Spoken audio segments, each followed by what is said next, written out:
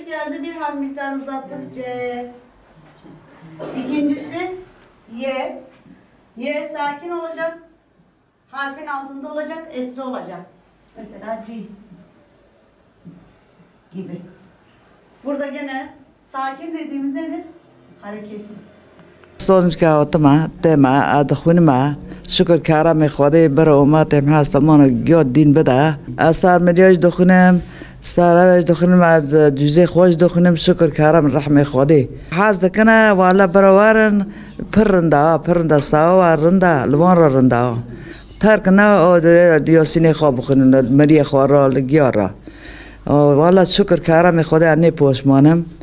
Ama خواستات که خونه işte karam rahme khode şükür. O ve de cevabınız da mı?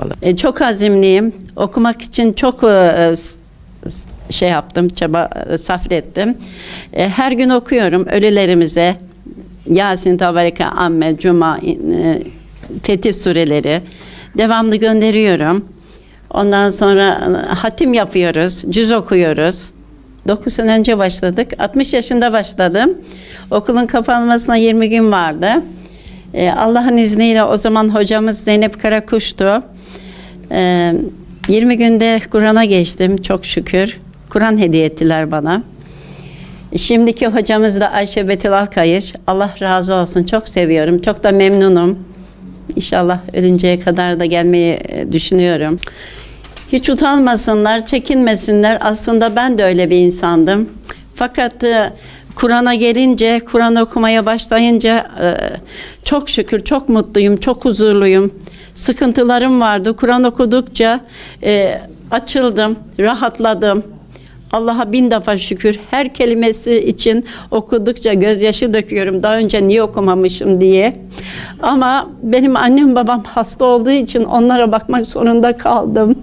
Şimdi çok şükür huzurluyum, mutluyum ve gelmeyen arkadaşlarıma tavsiye ediyorum. Ben 60 yaşında geldim, öğrendim ve gelsinler. Hele de genç kızlarımız gelsin öğrensinler. Çok mutluyum ben. Ölene kadar da Kur'an'ımı hiç elimden bırakmıyorum. Günde 3 tane Yasin okuyorum. Annemize, babamıza, akrabalarımıza ve bu dünyadan gelmiş geçmişte kimsesi olmayanlara bağışlıyorum. Annem vefat etti. Bütün ölülere Allah rahmet eylesin inşallah. Rabbim rahmet eylesin. Baktım biz 9 kardeş, birimiz bir Yasin okuyamıyor.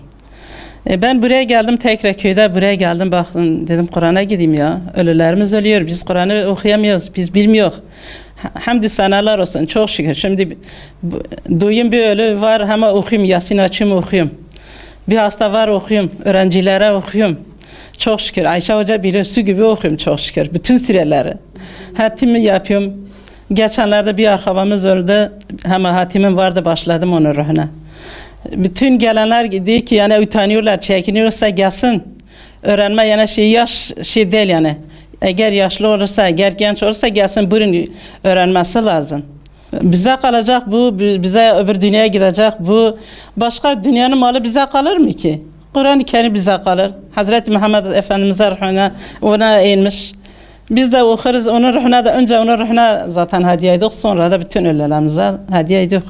Çok şükür hamdü senalar olsun. Öğrenim geliyordu ben de kendisiyle dedim ilahi bir kere ben de gelin öğrenir miyim acaba? Geldim 2 ay içinde öğrendim. Ondan sonra da hacca gittik. Geldik pandemi girdi gelemedik ondan sonra.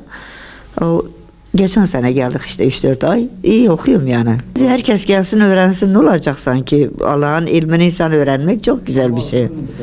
Evde oturup ne yapacaklar? Ben öğrendim çok şükür. 2 ay içinde insan öğrenir mi? Bu sene başladı çok şükür 2 haftadır. Bütün öğrencilerimiz yaşlı da olsalar öğrenmeye azmediyorlar. 2 sene 3 sene gelenlerimiz de var. Öğrenmek istemeyenleri değil, öğrenmeye azimli olanları istiyoruz biz. Ne kadar öğrenmek istemiyoruz deseler de başarıyorlar. İlk 2 gün çekinerek geliyorlar. 3. günü devam ediyor bizim öğrencilerimiz. Biz herkesi bekliyoruz.